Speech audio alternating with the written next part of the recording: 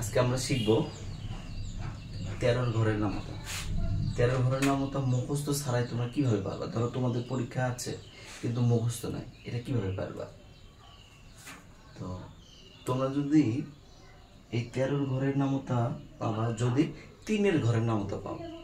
কিভাবে? ঘরের নামতা প্রায় 1 2 3 সবাই পারে, তোমরা পারো। দেখো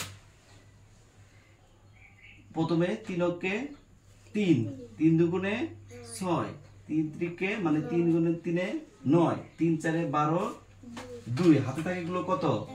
1 3 5 কত? 15 5 হাতে থাকলে কত?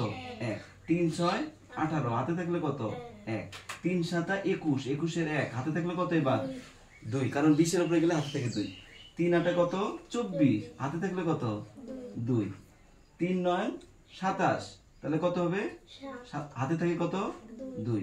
3 10 30 শূন্য হাতে থাকে কত? 30 হাতে থাকলে কত? 3। আচ্ছা, এখন আমরা যে কাজটা করব সিরিয়ালি এইদিকে 1 2 3 4 5 6 এভাবে লিখব। দেখো প্রথম আছে কত? 1, তারপর আছে কত? 2, তারপর আছে কত? 3, তারপর আছে কত? এখানে কি 4 লেখা যাবে? এই যে হাতে আছে 1, তাহলে কি করতে হবে?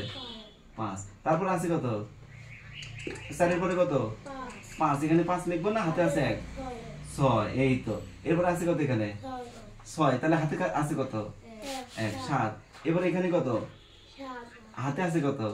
তাহলে কত হবে? 9। এরপরে এখানে 8, হাতে আছে কত? কত কত হবে তাহলে? 10। এরপরে এখানে কত?